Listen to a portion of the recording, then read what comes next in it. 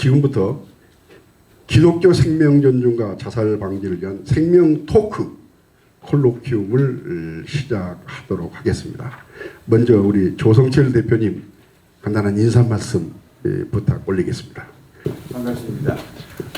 한편으로 생명운동을 또 하니까 존경하는 우리 한상훈 원장님이 계신 생명유전학복지관에 보게 됐습니다. 제가 30몇 년 전에 우리나라의 지역복지운동을 했던 적이 있습니다. 그래가지고 사회복지관이 전국에 지금 한 500개 정도 사회복지관, 장애인 복지관, 노인 복지관 하면은 몇천 개가 될 거예요. 그런데 안타깝게도 이 생명 존중과 사회복지가 굉장히 떨어져 있는 것 같아서 저도 사회복지 지도자로서 대단히 잘못했구나 하는 반성도 하고 결국 우리가 살기 위한 하나의 역할인데 빈곤의 가장 다음 수순이 생명을 포기하는 그런 안타까움이 있었죠. 근데 불행하게도 우리나라는 빈곤만이 원인이 아닌 것 같아요.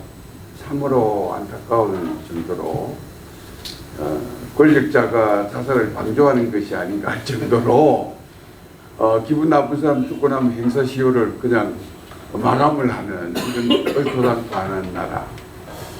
과연 저도 사회복지 분야에서 나름 지도자로고 그동안 역할을 했는데 그 말이 무식할 정도로 부끄러운 사회에 함께하지 않았는가 생각합니다.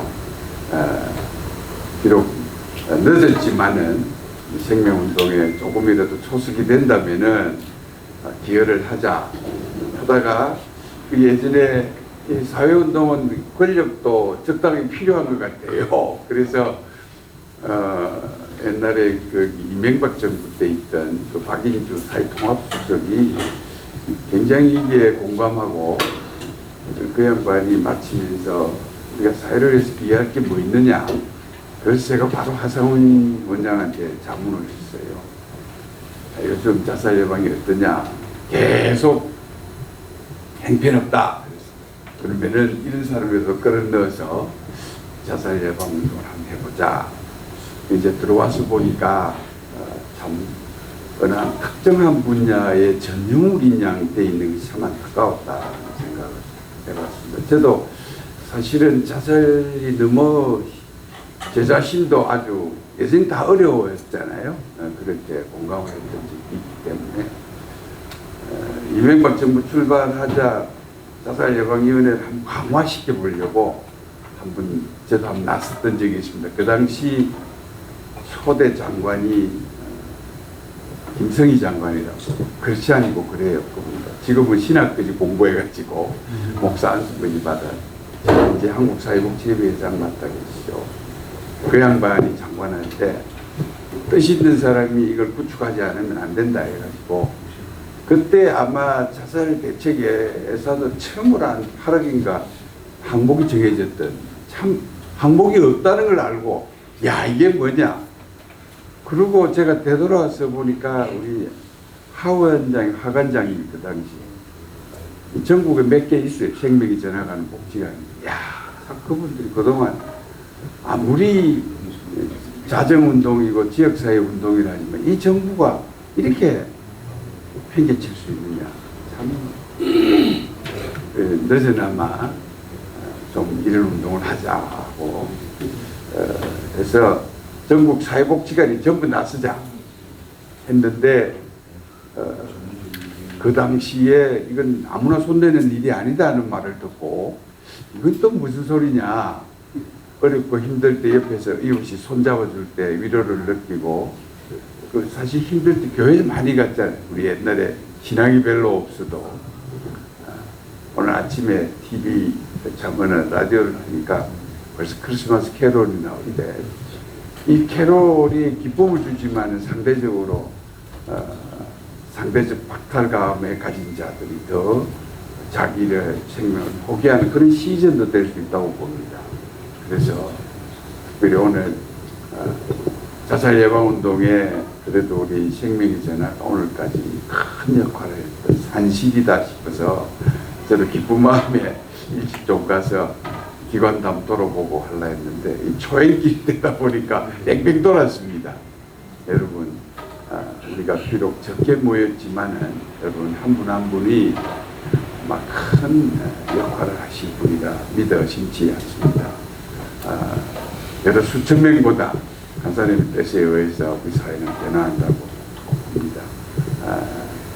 오늘 끝까지 제가 또 못 있지만은 오늘 우리 목사님 잘 부탁드리고 이 일이 많이 파급되고 그렇게 되면 좋겠다 생각. 와서 얘기만 해서 죄송합니다만 이 말씀은 꼭 드리고 가야 되겠다 싶어서 잠깐 말씀드립니다. 고맙습니다. 우리 기독교 이 콜로퀴움이 굉장히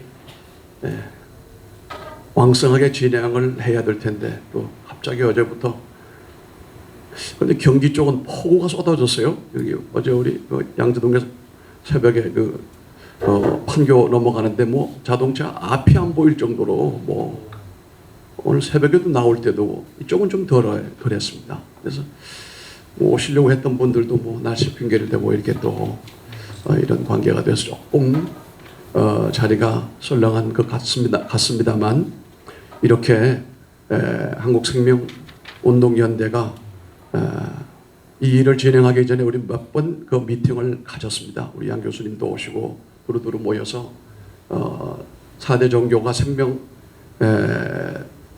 콜로퀴움을 어떻게 운영할 것인가. 그리고 우리 기독교는 이렇게 이제 운영을 하겠다.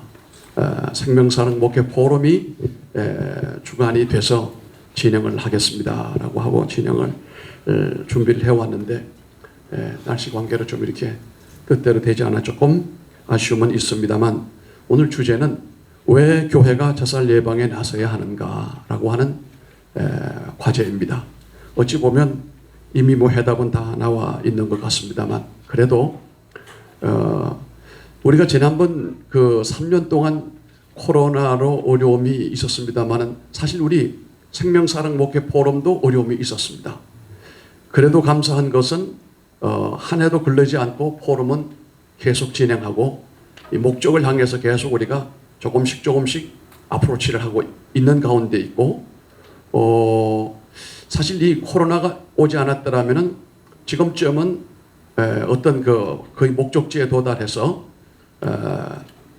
생명사랑 목회 포럼이 교회를 통한 아까 우리 총장님이 말씀하신 예방 및 방지 또 유족들을 돌봄 이것을 포함한 그 교회는 그 지역의 생명 지킴이의 주 거점 센터가 돼야 되겠다. 예수를 믿든 안 믿든 그 지역에 있는 교회는 그 지역 모든 사람들의 생명을 지킬 수 있는 센터가 되어야 되겠다. 그런 목적을 가지고 계속 어프로치를 했습니다만 코로나 기간 동안 조금 지체가 됐습니다. 그러나 아마 올해 내년 정도만 지나면은 일정한 플랫폼을 만들 수 있을 것 같습니다.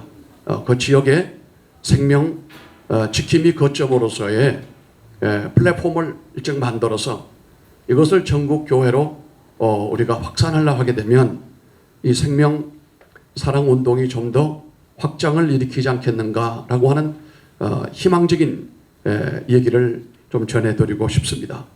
또 이미 우리 지방자치단체별로 이 생명 존중 여기에 대한 관심도가 상당히 많습니다. 지난번 제가 8월 15일에 경상북도 기독교 총연맹이 주관하는 생명 토크쇼를 강사로 갔었는데요. 사실 전체적으로 보면은 영남 지역의 자살률이 다른 지역보다도 조금 높아요. 제일 높은 지역은 강원도죠. 그래서 영남 사람들도 어찌 보면 생명에 대한 존중의 그 운동에 편성하는 그런 기운을 제가 받았습니다. 그리고 지난 주일이었습니다. 구리시에서 진행하는 생명 사랑 토크 콘서트 이것을 새성동 교회에서 진행을 했는데 여기 보니까 이 두 가지 행사를 했어요. 하나는 노멀하게 일반적인 시민들을 중심으로 생명 토크 콘서트를 했고 주일날 했던 것은 그 구리시에 있는 교회 연합회에서 주관해서 시장님을 모시고 시장에 관계된 분들 모두 동참을 하면서 교회 관계자들과 함께 교회 안에서 콘서트를 했습니다. 굉장히 분위기가 좋았거든요. 근데 또 거기서 제가 느낀 점이 교회도 이제는 서서히 이 자살의 문제에 대하여 굉장히 건접하고 있구나 라고 하는 생각을 했고, 지방자치단체에서도 정부가 주관하는 그런 어떤 생명운동보다는 이제는 지방자치단체에서도 해야 되겠구나라고 하는 책임의식이 있다는 얘기를 들었습니다. 시장한테.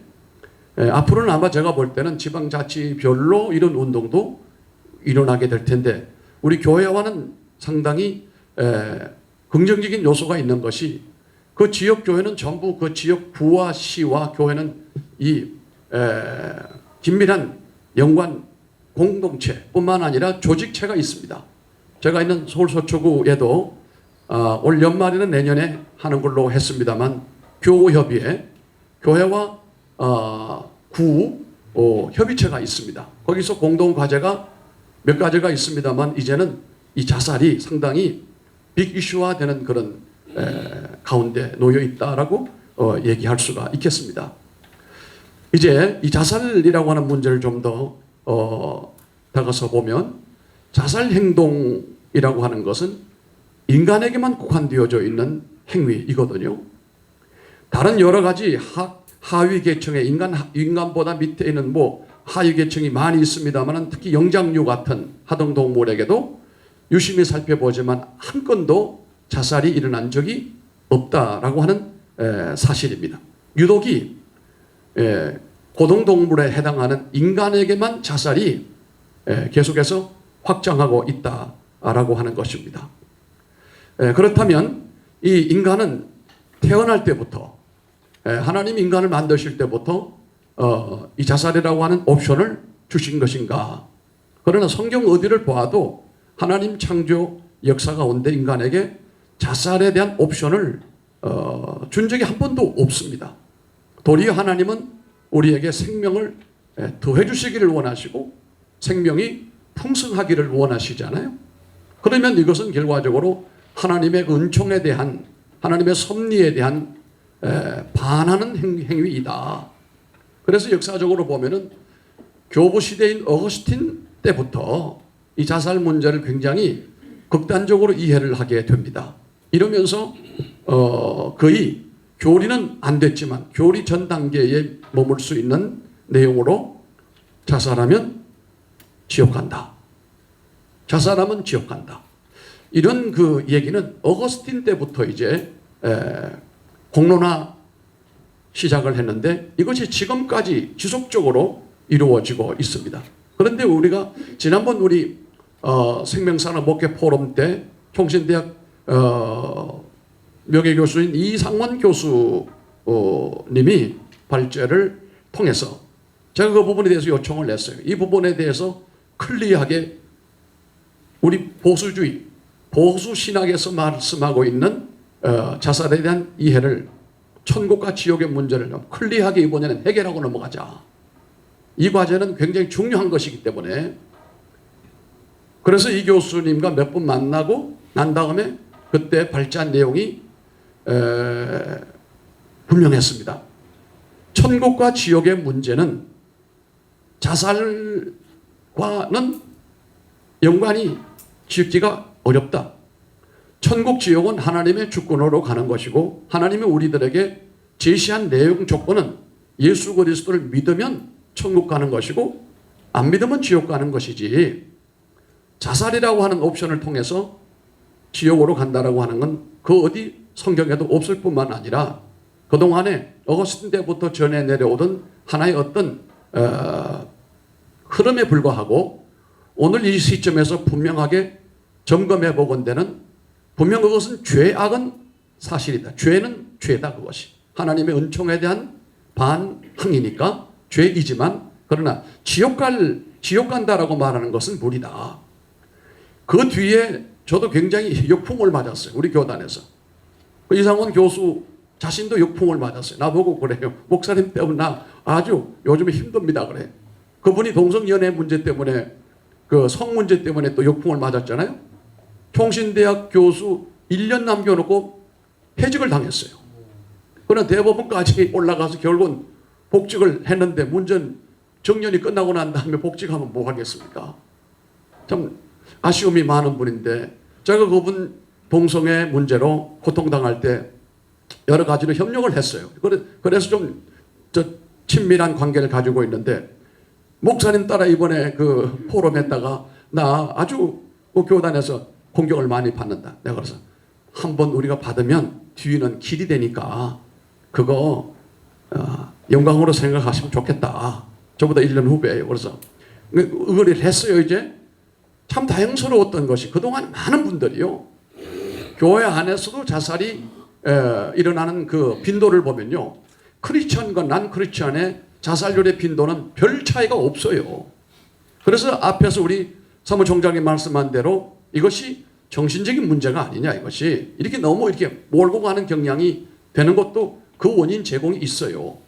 믿는 사람이라고 해서 자살률이 그렇지 않은 사람보다 확연히 차이가 없다는 사실이에요.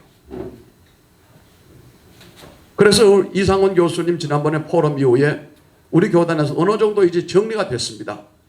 자살은 지옥 천국을 가늠하는 척도는 아니다. 단지 하나님이 주신 생명에 대한 거부니까 반향이니까 이것은 죄이지만 그러나 지옥 천국을 가늠할 가늠자는 아니다. 여기까지 이제 정리가 어느 정도 됐습니다. 그랬더니 또 이쪽에서 자살을 통해서 고통을 당하는 유족들 쪽에서도 몇 분이 연락이 왔는데 땡큐 하는 전화예요. 그동안에 우리가 말 못하게 교회만 가면 죄인의 신분으로 지냈다는 얘기. 자식이 자살할 때 부모는 뭐 했느냐. 자식이 자살해서 지옥 가는데 부모가 천당가 앉아서 천당을 누릴 수 있느냐. 극단적으로 이렇게 설교를 들은 적도 있다는 얘기. 그런데 이번에 포럼을 통해서 시원하게 그렇게 말씀을 하시니까 이제 교회에서도 우리가 얼굴을 좀 들고 다니게 생겼습니다. 그랬어요. 그래서 우리가 이 포럼이 이게 영향이 작은 것이 아니로구나 이런 생각을 하게 됐지요. 그러나 분명한 것은 그날 이상원 교수가 얘기하셨던 내용 가운데 이 얘기가 있어요. 저도 심리학을 했습니다만 심리학자들은 자살을 이해할 때 심리학적으로 어프로치를 해요. 다시 말하면 인간의 심리 속에는 양면성을 가지고 있는데 생의 살아가려고 도전하는 생의 심리가 있고 살아가려고 발버둥 치는 심리가 있고 한쪽에는 죽고 싶은 심리도 있다. 그러나 보통 보면은 삶의 생의 심리가 더 강하기 때문에 살지만 생의 삶의 욕구보다도 죽음의 욕구가 강하면은 그건 자살이다. 이게 프로이드가 이제 하는 말이거든요. 그때 이상원 교수는 거기에서 반박을 했어요. 뭐라고 했냐면 모든 사람이 죽고자 하는 사람은 아무도 없다. 그러나 죽고 싶은 마음이 들도록 하게 하는 것은 사단이 순간적으로 역사하는 것이다. 예? 사탄이 그 마음에 죽음으로 유혹하는 얘기를 했거든요. 뭐 저도 그렇게 다 수용을 합니다. 어쨌건 하나님은 우리들에게 생명을 주셨고 이 생명이 풍성하기를 원하셨던 겁니다. 그러나 인간이 삶의 여러 가지 환경 앞에서도 우리 말씀하셨습니다만 우리나라의 자살은요 다른 나라의 자살 사례와 비교해 보게 되면 다른 점이 참 많습니다. 저도 자살에 대한 책을 많이 읽고 연구를 해봅니다만 일본하고도 달라요. 미국하고는 전혀 더 달라요. 많이 달라요. 미국 같은 경우는 자살을 죄로 범죄로 처리하죠. 우리는 아까 말씀드린 대로 자살 죽고 난 다음에 망자에 대해서는 그 뒤로는 모든 것들이 다 없어지게 되는 것이고 미국은 없어지지 않아요. 죄입니다. 이것은. 그리고 우리 사회의 그 특이한 현상들이 오늘날 이런 높은 자살률을 만들게 됐다고 보는데 그중에 요 근자에 막 떠오르는 얘기가 뭐냐면 정치인들의 책임도 크다 이게. 정치인들이 도리어 죽음을 제조하고 있다. 만들어내고 있다. 부추기고 있다. 왜 맨날 싸움만 하고 짜증나게 그러느냐. 비싼 돈 우리가 세금 내가지고. 그러니까 어디에 탈출구가 없는 거예요. 특히 젊은이들이 볼 때는 탈출구가 없는데 그래도 정치인들에게 기대를 걸었는데 뭐 좌파든 우파든 걸어봤는데 똑같더라 이거죠. 예. 그럼 어디 한번 출구를 찾아보려고 해도 출구가 보이지 않는다. 그러면 교회는 어떤가? 오늘 우리가 주 관심은 교회이거든요. 젊은이들의 얘기를 들어보면은 교회도 생명을 지키고 보호하는 일에 별로 그렇게 나서지 않는 것 같더라. 제가 몇 가지 이제 앵케이트도 내보고 이렇게 해보면은 교회에 대한 그 점수가 많지가 않아요. 높지가 않아요. 그럼 다시 제가 역으로 또 질문을 해봐요. 그럼 어떻게 하면 좋겠느냐? 그래서 아까 말씀드린 대로 교회는 그 지역의 모든 사람들의 생명을 지켜주는 사람이 교회가 되어야 되지 않느냐. 어느 누구든지 믿든지 안 믿든지 누구든지 생명의 위협이 왔을 때 전화할 수 있고 얘기할 수 있는 곳이 되어야 되지 않겠느냐. 믿는 사람만 하지 말고 이런 얘기를 한단 말이죠. 그렇다고 한다면은 우리가 이미 알고 있습니다만 윌드라고 하는 이 학자는 교회와 사회 구조를 얘기할 때 이것은 이미 흔히 사용되어지고 있는 용어이거든요. 교회와 사회를 얘기할 때 책임사회라고 하는 얘기를 했어요. 책임사회. 교회는 그 지역에 책임적인 역할을 해야 된다. 이것은 믿는 사람들뿐만 아니라 그 지역 사회를 위한 교회의 책임이 있다. 그 책임 가운데 한 가지가 뭐냐면은 생명 지킴과 안전과 그들의 행복을 위해서 교회가 책임 역할을 해야 된다라고 하는 건데요. 이 말을 듣고 웬들랜드라고 하는 분은 책임사회의 구현에 대해서 이렇게 얘기했습니다. 교회가 책임사회로 가는 그 실제적인 방향은 그 지역에 있는 공포와 폭력과 죽음에 대해서 교회는 파트너십을 가져야 된다.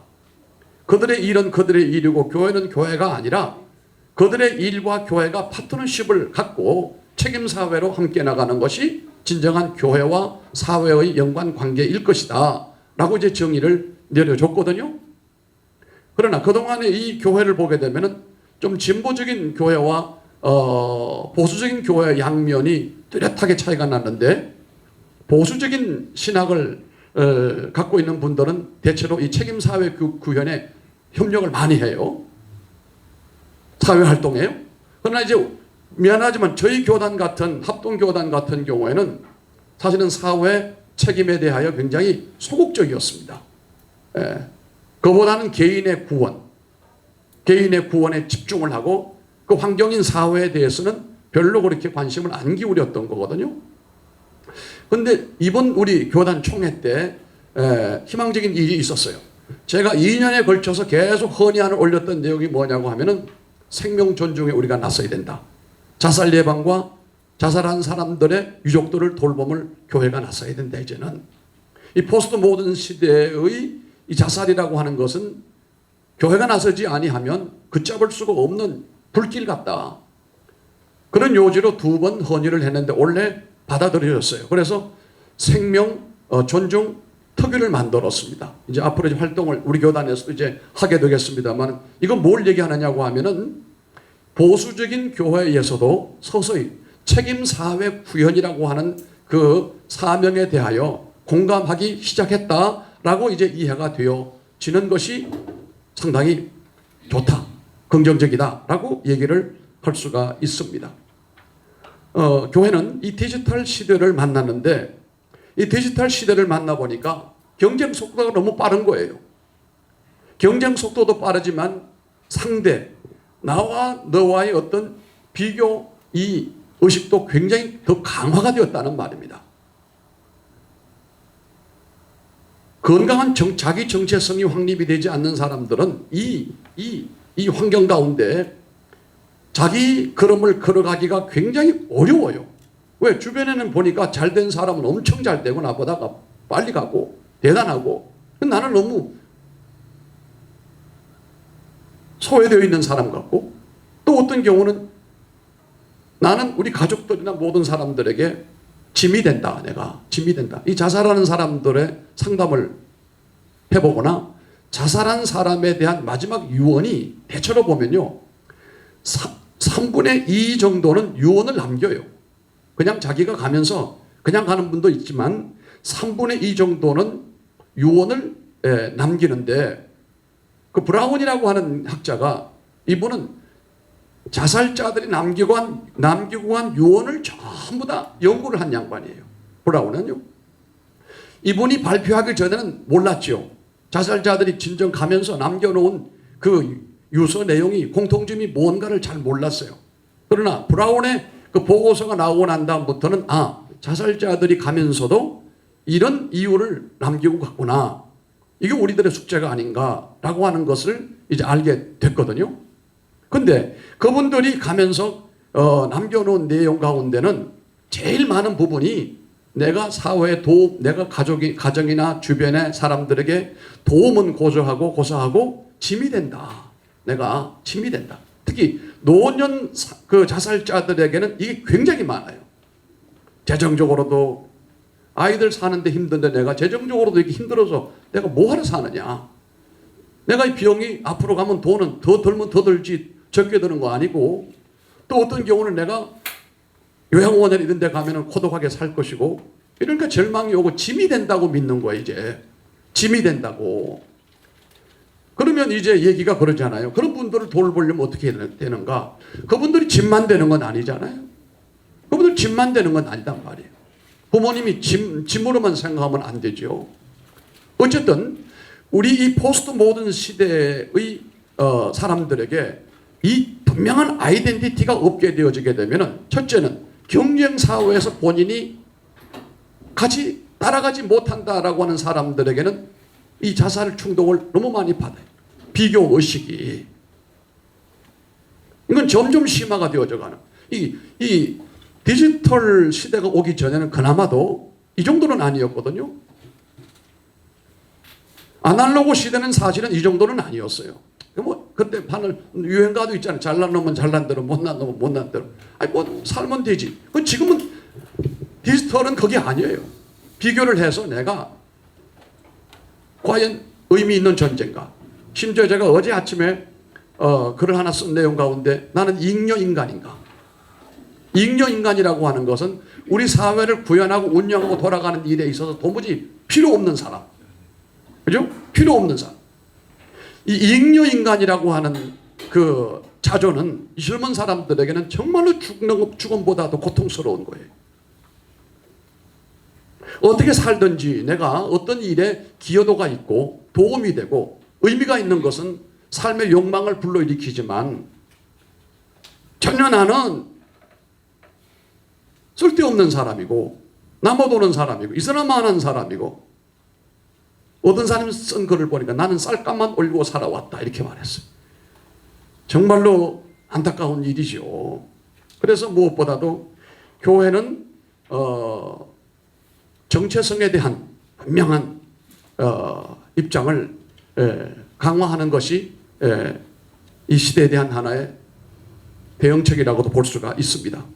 자, 어쨌든 이 디지털 시대에 쓸모없어 자신이 경쟁에서 뒤진다고 생각하는 사람들의 손을 잡을 수 있는 단체는 아무도 없습니다.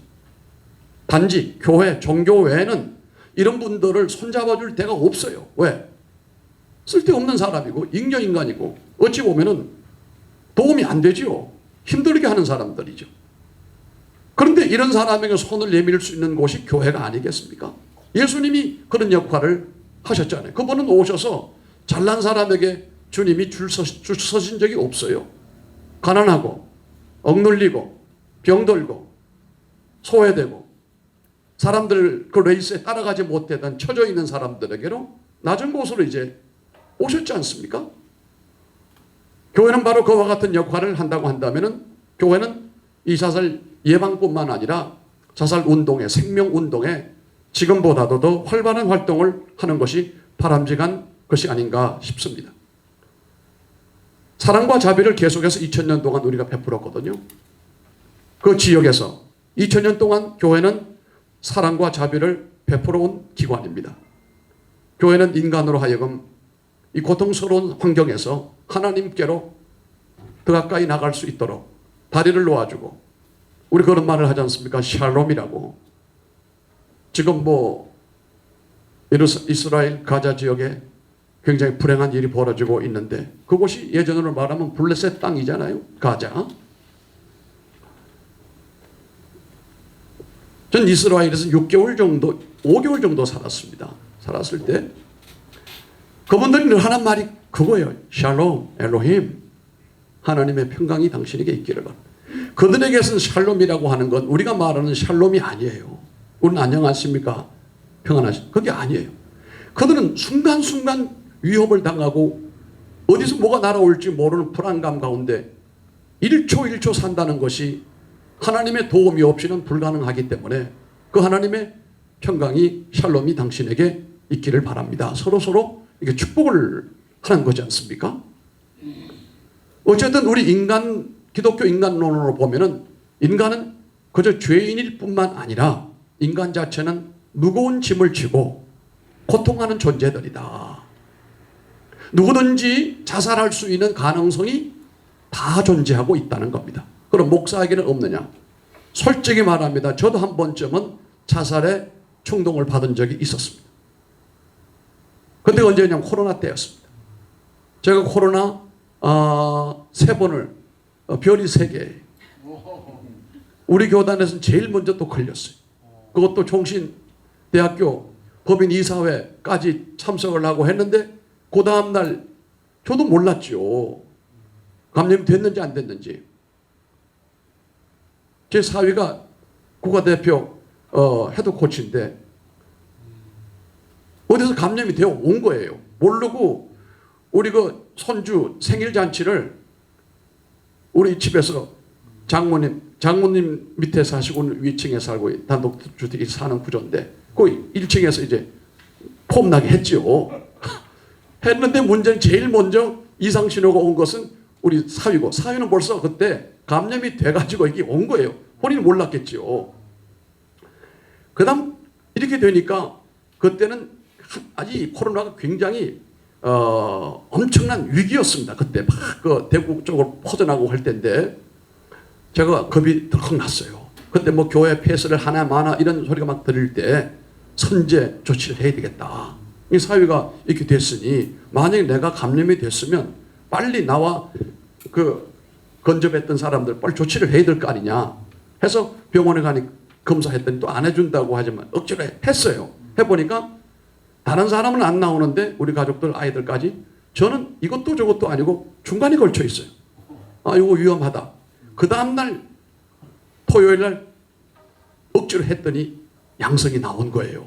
그래서 교회는 저는 이제 안 가는 걸로 하고 우리 가족들 다 안 가는 걸로 하고 그 이튿날 제 아내가 걸리고 그 다음날 우리 장모님이 걸리고 줄줄이 사탕이 된 거예요. 음압병동에 입원을 했지요. 근데 그때 소광석 총회장 때였는데 그때 소 총회장님 행사에 제가 사회를 봤어요. 이틀 전에. 이분이 또 비상이 걸린 거예요. 역학조사를 했더니요. 제가 3일 동안 만났던 사람이 980명이었어요. 그 중에 같은 테이블에 앉아서 식사를 했거나 악수를 했거나 말했던 사람들은 48분이었어요. 목사님 48분은 그 주로부터 설교 못했어요. 다 휴식기간을 가졌어요. 이러니 제가 심리적으로 얼마나 프레셔를 당해요. 나 혼자 고통당하는 건 괜찮아도 나로 인해 다른 사람이 만약 목사님 교회 다른 분들이 또 퍼지면 이거 어떡하느냐 이게. 소광석 목사님이 안달이 나가지고 주일날 설교를 1부 마치고 2부 마치고 3부 마치고 목사님 괜찮습니까? 열이 많이 납니까? 염려하지 마시오. 괜찮습니다. 말은 그렇게 했지만 속은 조금 불안했지요. 내가 만약 이게 문제가 생기면 다른 분들에게 이거 어떻게 될 것인가. 그런데 감사한 것은 저로 끝냈고 아무도 목사님들은 괜찮았어요. 그러나 저희 장모님은 돌아가셨어요. 그 일로 인해서 바로 돌아가셨고 제 아내도 뭐 엄청 위기 크라이시스까지 갔지만 그걸 하나님 은혜로 좀 더 살라고 해서 회복이 됐고 근데 저는 그리고도 3번이 2번 더 걸렸는데 그 제가 한 말이 있습니다. 코로나 한 번도 안 걸린 사람은 인간관계 문제 있는 사람이다. 특히 사회성이 결여되어 있는 사람, 반사회적인 성향을 지니고 있는 사람일 수 있다라고 신문 기사에 내가 한번 썼어요. 그러니까 코로나 겁내지 말아라 내가. 문제는 그로 인해서 제가 몸 근육이 20kg가 빠져버렸어요. 근육만 빠져. 그건 또 빠지니까 사람이 코마 상태에 빠지는 거예요. 야, 나 근육이 그렇게 중요한 줄 몰랐어. 계단을 1층에서 2층을 못 올라가요. 이 근육 힘이 없으니까 안 되는 거예요, 이게. 그래서 상당히 어려움을 겪었어요. 그때 위기가 오더라고요. 내게 자살 충동이 생겨요. 야, 이게 내가 어떻게 되는가.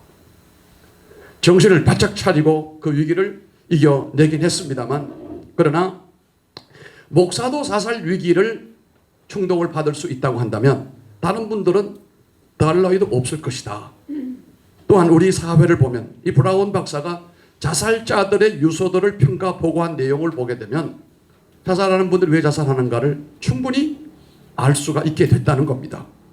그래서 우리는 이 자살을 방지할 뿐만 아니라 우리 자살 옹호 사이트도 굉장히 많아요. 미국에 보면은 Art Suicide Holiday라고 하는 이 사이트를 들어가면 자살을 돕는 사람들, 자살을 팀을 만드는 사람들, 여러 가지 유형의 자살을 유도하는 그런 옹호 단체가 많아요.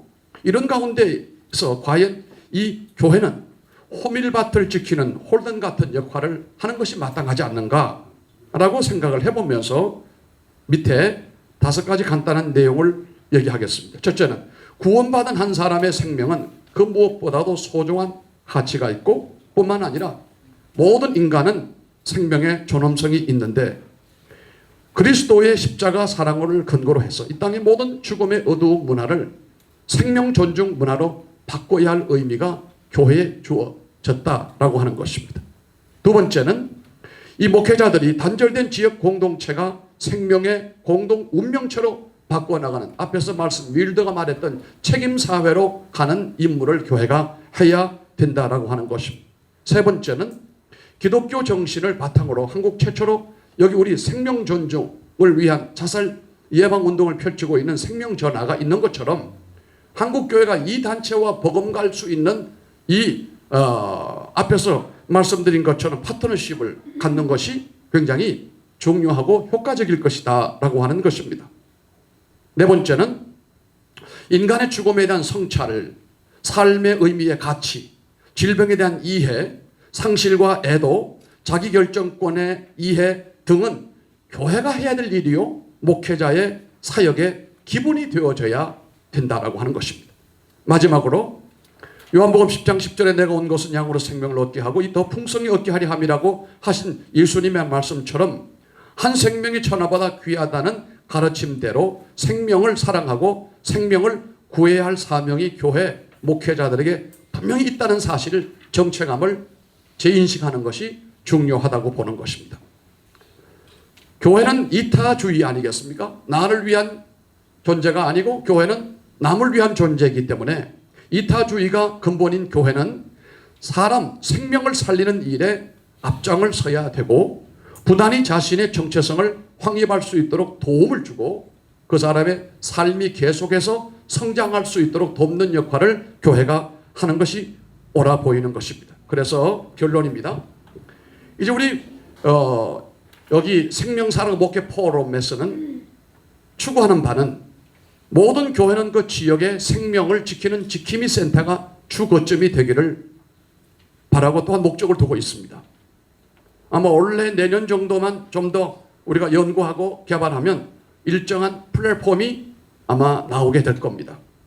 이 플랫폼을 전국 교회에 적용을 시켜서 확장을 한다고 한다면은 아마도 교회는 이 자살 문제에 대하여 생명 운동에 대하여 훨씬 더 폭발적인 역할을 할 수 있지 않겠는가 이런 기대를 해보고 있습니다.